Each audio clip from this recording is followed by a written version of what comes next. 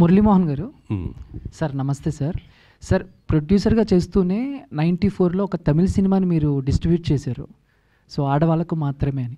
So ఆ తర్వాత ఎందుకు ఇక్కడ సినిమాలు కానీ లేకపోతే వేరే లాంగ్వేజ్ సినిమాలు కానీ డిస్ట్రిబ్యూట్లో మీరు కంటిన్యూ అవ్వలేకపోయారు? అంటే ఎందుకు ఆగిపోయారు? అంటే అది ఇద్దరు సినిమాకి.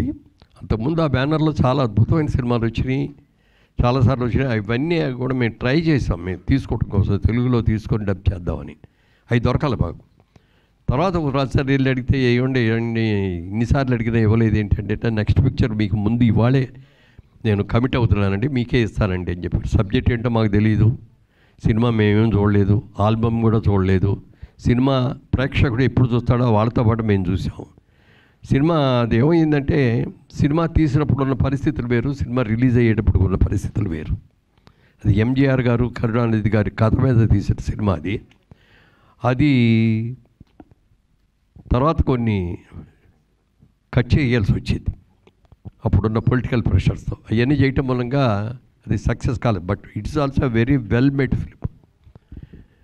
సార్ అంటే సోషల్ మీడియాలో ఎక్కువగా కొన్ని గాసిప్స్ వినిపిస్తూ ఉంటాయి సార్. అంటే ఈ పలానా హీరో ఈ సినిమా మిస్ చేసుకున్నాడు, ఆ సినిమా మిస్ చేసుకున్నాడని. అంటే అతడికి వచ్చేసరికి అంటే పవన్ కళ్యాణ్ గారు ఫస్ట్ ఈ స్టోరీ విన్నారు, కొన్ని కారణాల వల్ల చేయలేకపోయారని గాసిప్. అది గాసిప్పేనా, నిజంగా ఆ టైంలో ఆయన ఏమైనా అప్రోచ్ అవ్వటం జరిగిందా? చెప్పండి. సో ఫస్ట్ అతడు సినిమా కథని పవన్ కళ్యాణ్ గారు విన్నారు అనేది సోషల్ మీడియాలో ఎప్పటి నుంచో నడుస్తున్న. తెలీదు, డెఫినెట్గా నాకు తెలియదు. అది నాకు తెలిసినంతవరకు అది లేదు. మరి తర్వాత వచ్చి పుట్టించిన మాట ఏమో నాకు తెలియదు. కానీ ఈయన చాలా కథలు ఉంటాయి. శోభన్ బాబు గారిని ఈ సినిమా ఇది పొట్టేలు పూర్ణమ సినిమాకి దేవర్ గారు అడిగారు, ఇట్లా పొట్టేలు పూర్ణమ మనం సినిమా తీసాం, ఆ సినిమాలో మీరు వేయాలి సినిమా అంటే, ఆయన సినిమా చూసో సినిమా కథ వినో నాకు ఇంపార్టెన్స్ ఇవ్వలేదు, ఇది హీరోయిన్ ఇంపార్టెన్స్ సినిమా వద్దు అన్నాడు.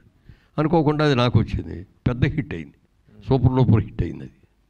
అంటే ఇప్పుడు త్రివిక్రమ్ గారు మీకు సబ్జెక్ట్ చెప్పేటప్పుడే మహేష్ బాబుతో అనేటువంటిది కన్ఫామ్ చేసుకొని చెప్పారా, ముందు సబ్జెక్ట్ విన్న తర్వాత కన్ఫామ్ అయ్యారు? ముందు కథగానే చెప్పారు ఆయన. కథగా చెప్పిన తర్వాత ఎవరితో తీద్దాం అనుకున్నప్పుడు రకరకాల పేర్లు వచ్చిన మాట వాస్తవం. ఫైనల్గా మరి అప్కమింగ్ అప్పుడు చాలా మంచి, ఎందుకంటే కృష్ణ గారి అబ్బాయి అనేది ఒక ఇమేజ్, చైల్డ్ ఆర్టిస్ట్గా దగ్గర నుంచి అద్భుతంగా చేసిన ఎక్స్పీరియన్సు. తర్వాత అప్పటికి కొన్ని సినిమాలు మంచి హిట్ సినిమాలు వచ్చినాయి కొన్ని.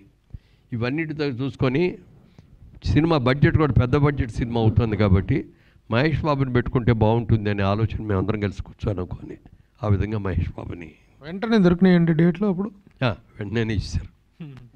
అంటే అడ్వాన్స్గా ఈయన ఆ సినిమా చేసి వస్తానన్నారు కదా, అందుకని ముందే అడ్వాన్స్ కంటే ఒక 2 months బిఫోర్ అంతే.